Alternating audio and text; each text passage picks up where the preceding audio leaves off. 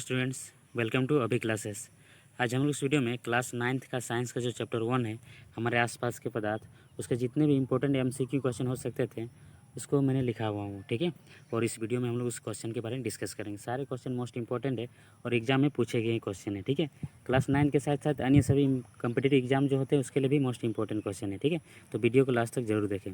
चलो शुरू करते हैं। पहला क्वेश्चन दिया गया है कि निम्नलिखित में से कौन सा पदार्थ नहीं है, ठीक है। तो पदार्थ किसे कहते हैं? जो स्थान घेरते हैं जिसका कुछ न कुछ आयतन होता है, वैसे भी क्या कहलाते हैं? पदार्थ कहलाते हैं। तो कलम स्थान घेरता है, इसका कुछ न कुछ आयतन होता है, गैस का भी, शीतल का, पेय का भी, ठीक है। तो इनमें से कोई भी ऑप्शन सही नहीं है। ऑप्शन सी इसका सही है, स्नेह, ठीक है। क्वेश्चन नंबर 2 पे अब हम लोग देखते हैं कि इनमें से क्या पदार्थ की चौथी अवस्था है, ठीक है। तो पदार्थ की चौथी अवस्था क्या है? प्लाज्मा। ये थोड़ा मोस्ट इंपॉर्टेंट क्वेश्चन है, ठीक है। अब देखते हैं क्वेश्चन नंबर 3 देखते हैं। क्वेश्चन नंबर 3 क्या दिया गया है कि ठोस कार्बन डाइऑक्साइड को क्या कहा जाता है? ये मोस्ट इंपॉर्टेंट क्वेश्चन है। ठोस कार्बन डाइऑक्साइड को क्या कहा जाता है? शुष्क बर्फ कहा जाता है, ठीक है। क्वेश्चन नंबर हम लोग 4 पे आते हैं कि निम्नलिखित में से द्रव में क्या अनिश्चित रहता है, ठीक है। तो द्रव को हम जिस बर्तन में डालते हैं ये उसी का आकार ले लेता है, ठीक है। द्रव का आकार क्या होता है? अनिश्चित होता है। तो ऑप्शन सी सही है। क्वेश्चन नंबर 5 में हम लोग देखते हैं। क्वेश्चन नंबर 5 दिया गया है कि निम्नलिखित में से कौन सा विसरण का एक उदाहरण है? तो विसरण पहले जान लेते हैं। विसरण क्या है? तो विसरण होता है दो पदार्थों का स्वतः मिलना, माने आपस में पूरी तरह से मिल जाना, विसरण कहलाता है, ठीक है। तो जल और तेल का तो मिश्रण होता है नहीं पूरी तरह से, तो ये ऑप्शन तो होगा नहीं। और स्याही और पानी भी पूरी तरह से नहीं मिलता, तो भी नहीं होगा। तो ऑप्शन बी इसका सही होगा। इत्र का गंध सुगंध में पूरी तरह से मिल जाता है, ठीक है।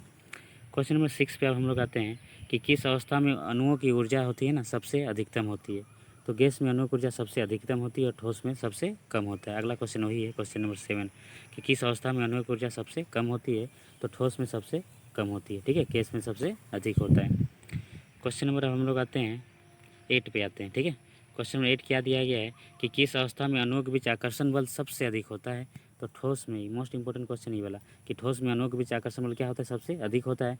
इस कारण वो क्या होता है? मजबूत और कठोर होता है। उसका आकार, आयतन, द्रव्यमान सब क्या होता है? निश्चित होता है, इस कारण से, क्योंकि उसका आकर्षण बल सबसे अधिक होता है। गैस में सबसे कम होता है, ठीक है। क्वेश्चन नंबर 9 हम लोग देखते हैं। क्वेश्चन 9 दिया गया है कि किस अवस्था में कणों की गति अधिकतम होती है? तो गैस में कणों की गति क्या होती है? अधिकतम होती है। पदार्थ के 3 को गुण, विशेष गुण, ये भी याद रखिएगा। क्या विशेष गुण है? कि पदार्थ के कण जो होते हैं निरंतर गतिशील होते हैं, उनके बीच रिक्त स्थान होता है और पदार्थ के कण एक दूसरे को आकर्षित करते हैं, ठीक है। याद रखिए ये वाला। क्वेश्चन नंबर हम लोग 10 पे आते हैं। क्वेश्चन नंबर 10 दिया गया है कि जल का क्वथनांक क्या होता है, माने कितना होता है? तो क्वथनांक किसे कहते हैं? जिस ताप पर कोई द्रव अगर उबलने लगता है वो क्वथनांक कहलाता है। तो जल का क्वथनांक कितना होता है? 100 डिग्री सेल्सियस होता है, ठीक है।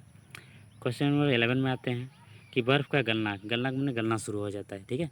तो बर्फ़ की 0 डिग्री सेल्सियस में गलना भी और जमना भी शुरू हो जाता है। तो इसका ऑप्शन ए सही है, ठीक है। ऑप्शन ए इसका सही है। क्वेश्चन नंबर 12 देखते हैं अब हम लोग कि 300 केल्विन तापक्रम इसके में से किसके बराबर है? इस सेल्सियस में अब हमको लाना है। तो एक ट्रिक आप लोग याद रखिएगा कि अगर हम लोग सी से के की ओर जा रहे हैं, मैंने सेल्सियस से केल्विन की ओर जा रहे हैं, धीरे छोटा से बड़ा की ओर जा रहे हैं, मैंने बढ़ रहे हैं, तो बढ़ रहे हैं मैंने 273 जोड़ना है हमको, ठीक है। अगर हम लोग के से सी की ओर आ रहे हैं, के से सी की ओर मैंने के से सी घट रहे हैं ना, तो 273 घटाना होगा। ये ट्रिक आप लोग याद रखिएगा, ठीक है। सी से के की ओर बढ़ रहा है ना, तो 273 जोड़ना होगा। के से सी की ओर मैंने घट रहा है एबीसीडी के अक्षर में, तो यहाँ घटाना होगा। तो हमको के से सी की ओर आ रहा है, मैंने घटाना होगा। तो 300 केल्विन में 273 घटाएंगे तो कितना आएगा? 27 डिग्री सेल्सियस, ये आंसर हो जाएगा। क्वेश्चन नंबर 13 देखते हैं कि गर्म भोजन या इत्र की गंध दूर तक किस कारण फैल जाती है? तो गर्म भोजन या इत्र की गंध विसरण कारण पूरी तरह से हवा मिल जाता है, दूर तक ये फैल जाता है, ठीक है।